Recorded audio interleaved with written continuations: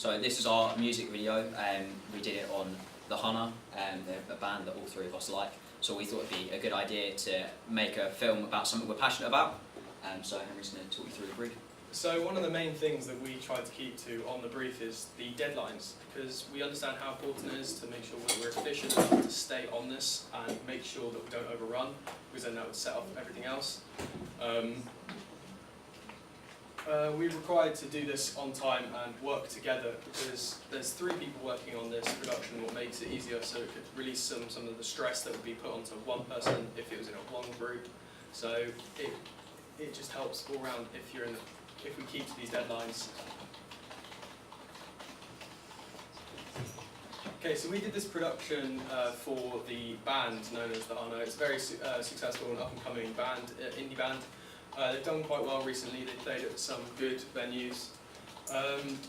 So they've recently become the first UK rock band to sign with the 300 Entertainment record label.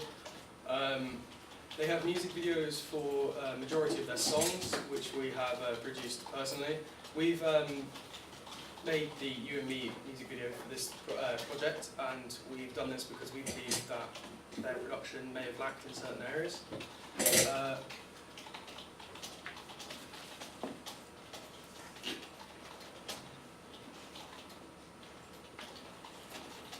So we've decided to put our work mainly on YouTube and for social media, because The Hunter, the band themselves, have a pretty big social media following, so it's essentially free promotion for them. And the thing with social media nowadays, it's like the upcoming medium for putting work out, because the chances are if you put something on YouTube, there's like an unlimited amount of views that might get, whereas TV, it's almost like a set amount of impressions that you're going to get, because they bring in the same amount of listeners pretty much each month. Whereas if something blew up on YouTube, there's a chance it could go viral and get millions and millions of views rather than having a set standard. And also with YouTube as well, it's free to upload to YouTube. And if you want to pay to promote videos, you can do that along the side, but it's it's less expensive than if you wanted to go through like the more official old school routes. And also with YouTube, they've got their own channel, which has got, I believe it's 8,000, well, it grew from about 8,000 to 40-something thousand subscribers in a really short period of time, because they've blown up essentially really recently. So if they enjoyed our video when we tweet it at them or send it to them over social media, then they could post it on their channel, or we could post it on our own channels with their permission, because I've already spoken to them about getting permission for using the song and potentially uploading it. So as long as we didn't get struck for copyright, which we shouldn't now we've got permission, we could upload it to our own channels. And I've got my own channel, and like it's viewed in like over 30 countries or something, so it means that I've got my own fan base that could come to me and watch the video. Henry's got his channel, which gets views from across the world as well, and Brienne's got a channel that she could put stuff on. And we'd also put it on our own portfolios as well, because it means that anyone that wants to see our work can then look at it and go, oh, okay, this person's made this, and it's handy for us as well as them.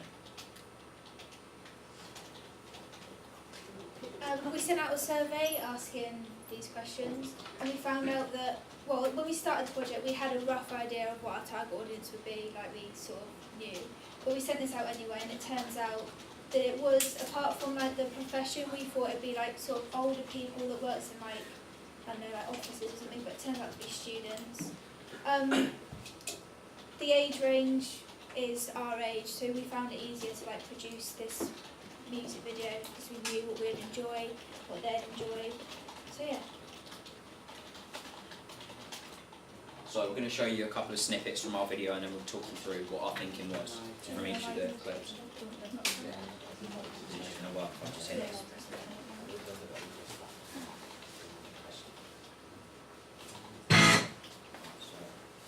We're going to show you a couple of snippets rather than the whole thing.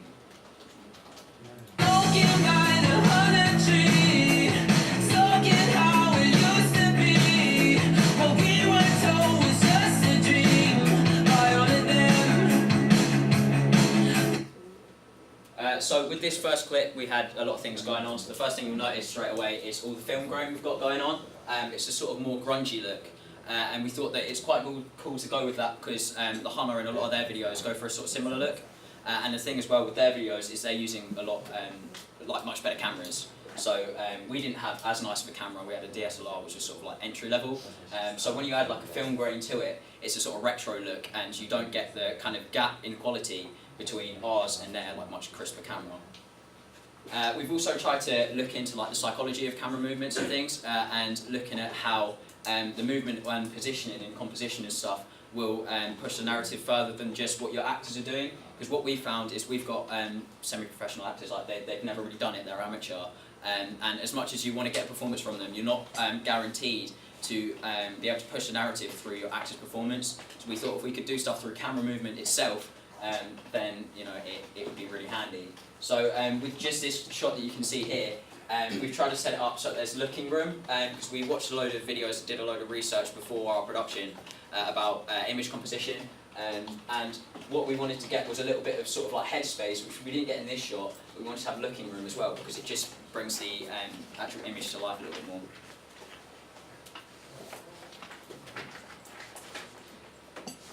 Right, so we're going to go into what I think is the first chorus. The family that they can't take away from me, that they can't take away. You and me, we are one, we are free. You and me, we were meant to be. You and me, smoking by the honey tree. So that was the first chorus. I think actually that was the second chorus in the actual movie. And again, you can see the sort of the looking space and the head space, so that you can sort of bring the image to life. We also tried to go for a load of different transitions just to make it a little bit more exciting, so it wasn't just jump cut to jump cut, because that gets pretty boring once you've done it. And there's more of the whole sort of image composition stuff. So there was a shot a minute ago where you saw the microphone and then the crowd in the background. That was a two-shot, so that's just a sort of example of what we were going for.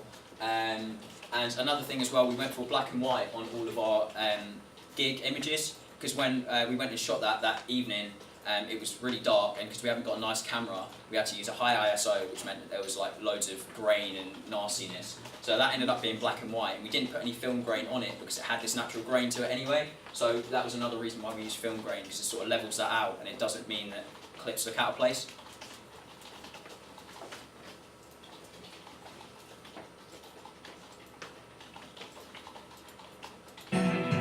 And I'm sure they see what I can see, 'cause I can see that. I'm sure they see what I can see, 'cause I can see that. You and me, we are one, we are free. You and me, we were meant to be. You and me. So that was the last chorus, and what we did was we tried to sort of build up the editing and all the cuts as much as possible. So when you got to the last chorus, it was a sort of build up to this big finish almost. And there was more of, so there's another two-shot going on there, and just loads of different types of camera movement. And we didn't get it as much with the actual performance-based stuff, because when you're filming live, it's hard to get people to stand where you want them to stand, because it's a mosh pit and it's just not really how it works. So we had a lot of movement with the camera, and it was sort of more grungy, but I think it's sort of, you know, it's quite a hectic song, and it just went with the whole narrative we were trying to push. Thank you for watching.